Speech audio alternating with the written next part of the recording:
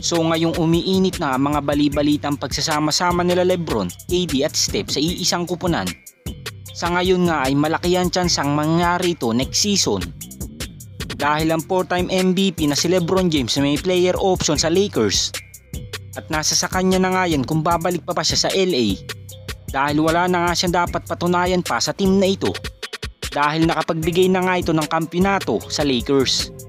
At para naman kay KD ay makukuha nga lang siya via trade. At alam naman nating maraming asset ang Golden State Warriors upang makuha ito sa Phoenix Suns. Dahil nandyan nga ang kanilang mga batang players na sila Podziemski, Trayce Jackson-Davis, Moses Moody at Jonathan Kuminga. Ngunit hindi pa nga sigurado ang mga offer na ito sa Phoenix Suns. Dahil alam naman nating hindi magpapalugi ang Golden State Warriors dahil malaki na nga in-improve ng kanilang mga young players. At napakalabo nga din kung iisipin ng iba na magsasama-sama silang tatlo sa Lakers at Phoenix Suns. Dahil alam naman nating lahat na under contract pa ang 2-time MVP na si Stephen Curry. At Warriors lang talaga ang may kakayahan na makuha si Lebron at KD. Dahil na ay balita na nga kanina ng Clutch Points at Warriors Nation na Warriors ang nangungunang team para kay Lebron kung iiwan na nito ang Lakers next season. At binabalak na nga din ng general manager ng Dubs na i-draft ang panganay na anak ni Lebron na si Bronny James upang package nga nila itong makuha next season.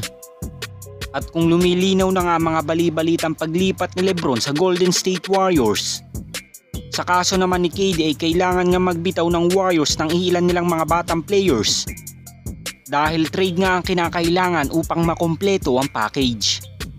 At nakadepende pa nga yan sa alok ng Golden State Warriors.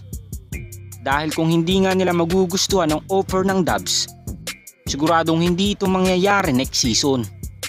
Ngunit asahan pa rin natin sa pagsasama-sama nilang tatlo sa Team USA. Siguradong pag-uusapan na nga yan ni Steph at Steve Kerr. At dito nga ay malaya nilang makakausap si Lebron at KD. At pagkakataon na nga ito ng Dubs upang ma-recruit si Lebron at KD sa Golden State Warriors. As of now, sa mga bali-balita ngayon, si Lebron James pa nga lang ang medyo sigurado na sa Warriors. Dahil halos lahat nga ng mga lumalabas ngayon ng mga articles sa Golden State Warriors na nangunguna sa 4-time MVP. At talagang desidido din ang general manager ng Dubs na ma-draft ang panganay na anak ni Lebron na si Bronny James next season. Dahil napakalaking bagay nga nito kung makukuha ng Warriors ang mag-amang ito. Dahil mas lalong makukuha nga nila Steph, Lebron at Bronny James ang atensyon ng media.